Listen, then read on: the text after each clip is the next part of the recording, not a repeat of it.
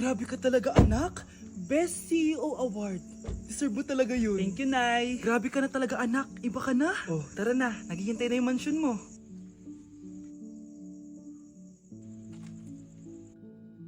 Hoy, ikaw. Wala ka mararating sa buhay. Alam mo kung bakit?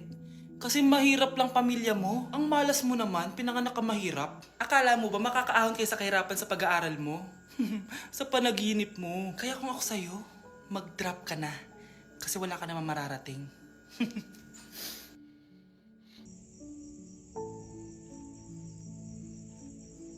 Tara na, Nay. Anak! Ang kalat dito! Maglinis ka nga! Anak! Nay, tingnan niyo po yung nakita ko! Tingnan mo! Oh!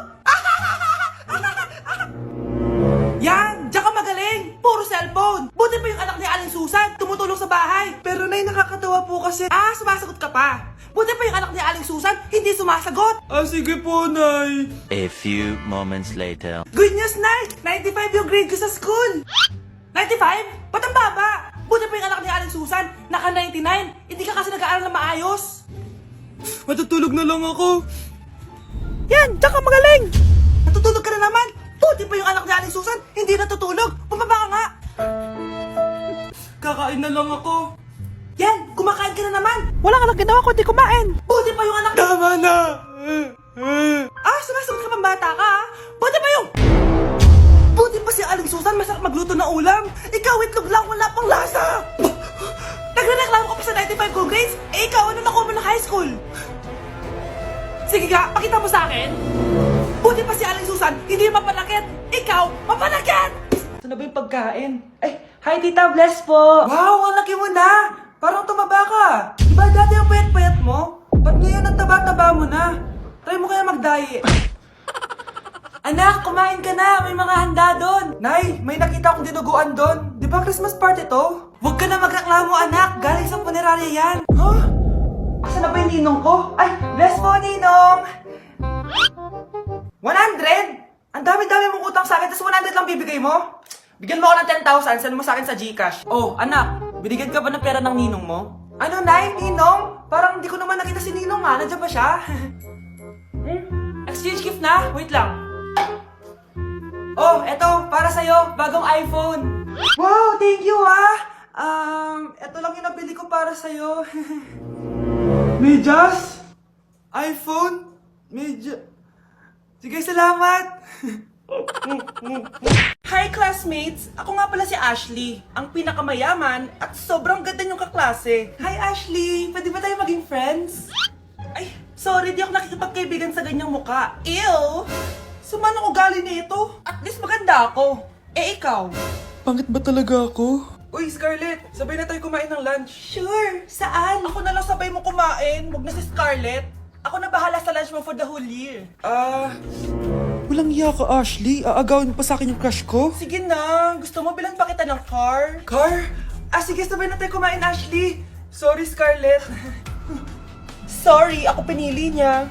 Eat well sa'yo, Bes, payag ka ba nun? Inagawan ka ni Ashley? Ano bang magagawa ko, Bes? Kailangan ko maging blooming. Hay naku, madali lang yung sagot dyan. Try mo tong Garnier Vitamin C Serum. Baka ito na the right one for you at hindi yung crush mo. Tama ka dyan, Bes. Kaso natatakot ako, baka lalo lang ako maging haggard. Don't be afraid to try new things kasi. Malay mo ito na yung sagot para maging fresh ka. Sabi mo yan na. OMG, ang fresh na ni Scarlett. Ano kayang ginawa niya? Paano siya naging fresh? Hindi pwede to. Oh, ano ka ngayon, Ashley? Mas fresh na si Scarlett kesa sa'yo. Scarlett, pwede ba tayong sabay kumain ng lunch mamaya? Che, di na kita kailangan. Sapat na sa akin ng Garnier Vitamin C Serum. Kasi it passes the hashtag Garnier Yang Che. Humanda ka na, Ashley. This is the beginning of my revenge. Hala, nasan sa crush ko? Hala! Di na naman gumagana tong cellphone ko. Kakainis naman. Ayan, di kasi iniingatan kaya nasisira. May kakilala akong gumagawa ng phone, Bes. Gusto mo? Libre lang. Libre? Sige. Pwede ba? Ginagamit ko kasi ito pang school eh. Oo, Bes. Ako bahala. Bukas okay na yan. Tiwala ka sa akin. The best ka talaga. Eto. Ingatan mo yan na. Bes! Charan! Okay na. Sabi ko naman sa'yo, gan maayos to eh. Wow, totoo nga, naayos nga. May magagamit na naman ako. Bes, kain ka muna. Ay, wag na Bes. May gagawin pa ako sa bahay eh. Kita na lang tayo bukas ha. O sige, Bes. Thank you ulit ha. Ikaw lang talaga mapagkakatiwalaan ko. Yes, makakanood na ako ulit ng mga K-drama. Sino yung mabahong yun? Ay, ako pala. Ligo na nga ako. It's time. Selfie muna bago ligo. Ganda ko talaga. Ligo na nga ako. My favorite song. Ayoko umasahan. Woo!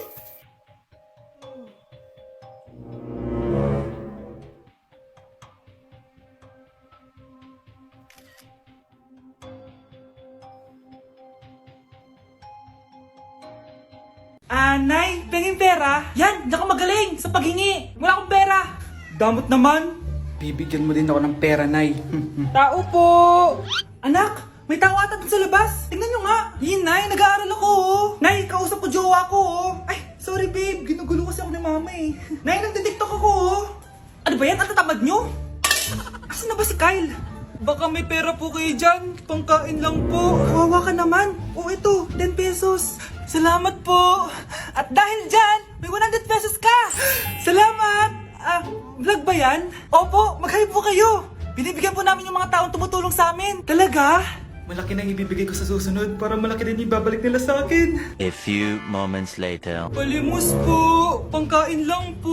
Ay, kawawa ka naman. Teka lang. O eto, 10,000 pesos. Sa'yo na dito ATM ko. Mag-withdraw ka ha. Talaga po? Ang bait niya naman po. Oo, mabait talaga ako. Salamat po dito ha. Saan nagpunta yun? Babalik naman yun, di ba? Yung 10,000 ko. Yung ATM ko. Meanwhile. Ang galing natin, Kyle. Hati tayo dyan, ha? Teka lang, nasan si Kyle? 10K tapos ATM mo? Walang iya ka, Kyle! Ang sarap ng pagkain. Nag-enjoy ka ba? Oh, anong problema? Tanong mo sa sarili mo. Ha? Bakit ako? Ewan ko sa'yo. Tinatoyo ka na naman, no? Ayoko na! Palagi na lang ganito. Ano bang ginawa ko? Nahihirapan na ako. Ang ayos-ayos mo lang kanina kumakain tayo ah. Alam mo, okay na sana eh. Kaso ang damot mo. Ang damot-damot mo! Ano bang pinagdamot ko sa'yo? Sabi ko sa'yo kanina, sa akin na lang ang balat ng manok. Pero kinain mo pa din. Hindi ko talaga kayang ibigay yun. Ipagdamot mo na lahat. Wag lang ang balat ng manok. Sorry na. Hindi. Itigil na natin to. Babe naman eh! Di mo ako babe. Bakit? Tanga kapatid mo ako. Ay, lagot ka kay mama. Kakagising ko nga lang pala mga mare. Charot lang, kanina pa ako gising. Habang tumatae nga pala ako mga mare, bigla akong may naisip ng pagkakakitaan. Kaya naman nagpahatid na ako mga mare sa malapit na grocery sa amin. Bagong-bago nga pala itong naisip ko mga mare at wala pa nakakagawa nito. Bumili na nga ako ng mga kakailanganin ko mga mare para hindi tayo maubusan ng stocks mamaya. Pagka uwi ko nga, inumpisan ko na agad magluto mga mare. Para naman marami tayong kitain ngayong araw. Wala talagang lugi dito sa small business na naisip ko. Dahil sa isang pack na to, 200 orders na ang magagawa ko dito mga mare. Kakaiba talaga tong fries ko mga mare. Dahil sinigang powder ang nilagay ko dito mga mare. Ito nga pala yung 70 pesos mga mare. Sobrang sulit na talaga. Sa sobrang mura nga nito mga mare, nanganganib pa ako malugi. Pero hindi na importante yun mga mare, basta marami tayong customers. Nakakatakam nga tong sinigang fries natin mga mare, for sure dadayuhin to. Hindi na talaga nakapaghintay ang mga customers natin mga mare. Kita nyo naman sa mga mukha ng mga customers natin mga mare na masaya sila. Sobrang nagustuhan nga nila yung sinigang fries natin mga mare. Babalik-balikan daw nila to. Ang saya pala kumita mga mare, lalo na't galing sa dugot pawis. Nay, gusto ko daw makilala ng jowa ko. May jowa ka pala anak? Oo naman Nay, sa ganda kong to. Ay, eto pala siya Nay. Oh, kasama niya pala lolo niya. Ano lolo Nay? Yan yung jowa ko. 75 years old na siya. Ha? Jowa mo yan? Eh malapit na mamatay yan eh. Grabe ka naman! Malakas pa ako! Oh, ayan na! Inuubo na! Nay, ano ka ba? Sa akin mapupunta lahat ng pera niya. Sige. So, yayaman na tayo? Oo, Nay. Yayaman na tayo.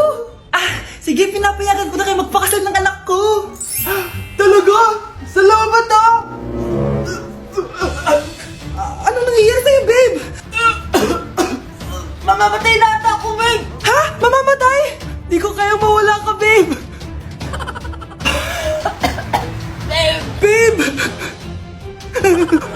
namatay, bigay mo muna sa akin yung password ng bangko mo. Tapos, di ba sa akin nakapangalan yung lupa nyo, tsaka yung mga sasakyan? Pati lahat ng pera mo, di ba sa akin? Sabi na eh! Pera lang ang mo sa akin! Hindi. Joke lang yun. Maghiwalay na tayo! Wala ka makuha sa akin! Gold digger! Ang bobo mo naman, anak! Gusto ko lang yumaman eh! Okay, class, kamusta New Year nyo? Aba, ba't walang pumasok? Oh, tama naman, January 5. Ma'am, present! Oh, Scarlett, ba't ikaw lang pumasok, ha? Nasaan mga kaklase mo? Ayun, ma'am. Lahat sila nasa birthday ni Kay. Ha? Nag-usap-usap silang lahat sa GC na hindi sila papasok ngayong January 5 kasi nga, birthday ni Kay. Sino ba yung Kay na yan, ha? Ewan ko din, ma'am. Invited nga daw ako pero hindi ako pumunta kasi hindi ko naman siya kilala. Humanda silang lahat sa akin bukas. Ikaw, perfect ka na sa akin sa quiz at assignment. Yes! Buti na lang, hindi ako pumunta sa birthday nung Kay na yun. Hello, class! Ay, good morning, ma'am. Walang good sa morning!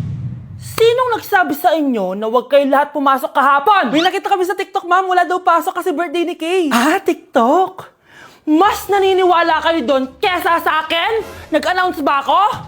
Lahat kayo, ia-absent ko at ibabagsak ko sa quiz. Si Scarlett lang ang may grade dahil siya lang ang nandito kahapon. Ayan, buti nga sa inyo. Ano, nag-enjoy ba kayo sa birthday ni Kay?